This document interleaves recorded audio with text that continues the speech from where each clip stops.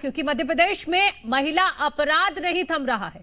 अशोकनगर के बाद आज ग्वालियर में गैंगरेप की घटना सामने आई है। युवती के साथ गैंगरेप का मामला सामने आया है। पुलिस ने नामजद आरोपियों के खिलाफ केस दर्ज किया है। फरार आरोपियों की तलाश में पुलिस जुटी हुई है। तो अशोकनगर के बाद अब ग्वालियर में एक युवती के साथ गैंगरेप हुआ है और पुलिस के हाथ खाली है। पुलिस ने नामजद आरोपियों के खिलाफ केस तो दर्ज कर लिया है, लेकिन किसी को पकड़ नहीं पाई अभी तक।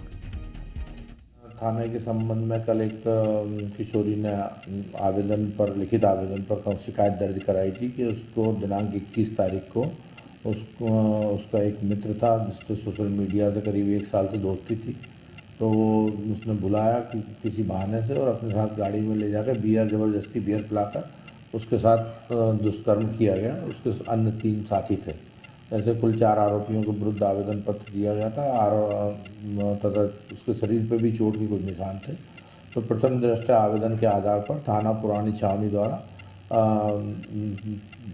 धारा 376, 377, पास्को एक्ट और एट्रोसिटी एक्ट के तहत अपराध पंजीबद्ध कर लिया गया है।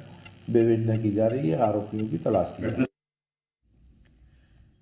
तो 2 तस्वीरें आप देख लीजिए और ये कहानी रोज की हो गई है। कल अशोकनगर में एक युवती के साथ हैवानियत की गई और आज ग्वालियर में गैंगरेप किया गया है। बुरहानपुर में भी एक नाबालिग आदिवासी बच्ची के साथ हैवानियत की गई थी और रोज की रोज खबरें आ रही है मध्य प्रदेश में। कभी कहीं पर गैंगरेप, कभी कहीं बच्ची के साथ दरिंदगी। तो सवाल उसके बाद यही उठ रहा है कि आखिर मध्य प्रदेश में महिला अपराध कैसे थमेगा। जी मीडिया संवाददाता आकाश द्विवेदी हमारे साथ बने हुए हैं और करतार भी हमारे साथ बने हुए हैं। पहले इस पूरे मामले को समझ लेते हैं। करतार से, ग्वालियर से हमारे साथ जुड़े हुए हैं। करतार, आप बताइएगा जरा। देखिए, दरिंदगी के मामले वो लगातार देखने को मिल रहे हैं। अभी से 8 दिन पहले एक गैंगरेप का मामला सामने आया जिसमें कई महीनों तक गैंगरेप किया। उसके बाद उसके खिलाफ FIR दर्ज की गई। अपराधी अभी भी पहुंच से बाहर है।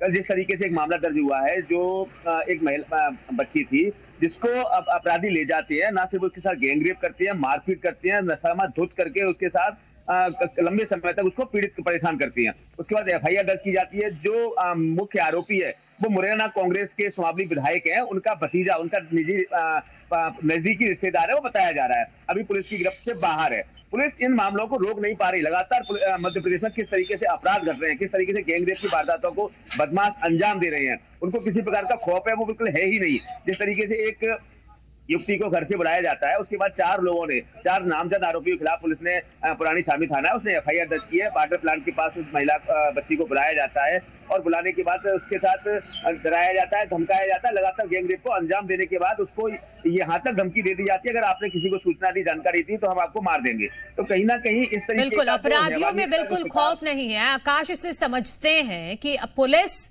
और प्रशासन के कंट्रोल में अब कुछ रहा नहीं है मध्य प्रदेश में, ऐसा लग रहा है आकाश, क्योंकि हर रोज गैंगरेप की खबर आ रही है। तो ऐसे में लड़कियों को, महिलाओं को, बच्चियों को अपनी रक्षा खुद ही करनी पड़ेगी। ऐसा मध्य प्रदेश की किशोरियों को, महिलाओं को, बालिकाओं को यह मान लेना चाहिए कि पुलिस उनकी सुरक्षा नहीं कर सकती है। घर, अस्पताल, स्कूल, सड़क, कहीं भी बेटियां सुरक्षित नहीं हैं। और पिछले कुछ दिन की घटनाएं ये बताती हैं कि अपराध रुकने का, थमने का नाम नहीं ले रही हैं। मध्य प्रदेश की सरकार ढिंढोरा पीट कर ये कहती है कि हमने बलात्कार जैसे मामलों के लिए फांसी की सजा का प्रावधान किया। जब भी ऐसे मामले सामने आते हैं एक ही रटा रटाया जवाब मिलता है। लेकिन अब तक कितने आरोपियों को फांसी की सजा हुई है, सबसे बड़ा सवाल है। या यूं कहें कि अब तक जो मामले लगातार सामने आए हैं उससे लगता है कि अपराधियों को कड़ी कार्रवाई अपराधियों पर नहीं हो रही है, उन्हें सजा नहीं मिल रही, इसलिए अपराधी बेखौफ हैं। वो इस तरीके की घटनाओं को अंजाम देने में, बलात्कार, छेड़खानी, गैंगरेप जैसी घटनाओं को अंजाम देने से जरा भी हिचकिचा नहीं रहे। अब से कुछ दिन पहले की बात है, ग्वालियर में ही इसी तरीके का मामला सामने आया था। कल अशोकनगर की घटना है, उसके कुछ दिन पहले की बुरहानपुर की घटना है, इसके पहले छिंदवाड़ा की घटना है। उज्जैन की घटना है, रीवा की घटना है, सतना की घटना है, एक लंबी फेहरिस्त है ऐसी घटनाओं की। लेकिन मध्य प्रदेश पुलिस, जिसका ध्येय वाक्य है देशभक्ति जन सेवा, संभवतः वो पुलिस अपना काम नहीं कर पा रही है, क्योंकि कई घटनाओं में पुलिस की कार्रवाई पर भी सवाल उठे हैं। हालांकि ग्वालियर पुलिस ने जरूर एट्रोसिटी एक्ट के साथ ही पॉक्सो एक्ट में कई नामजदों के खिलाफ एफआईआर दर्ज की है, लेकिन आरोपी, जो सभी आरोपी हैं, वो फरार चल रहे हैं। आप इनकी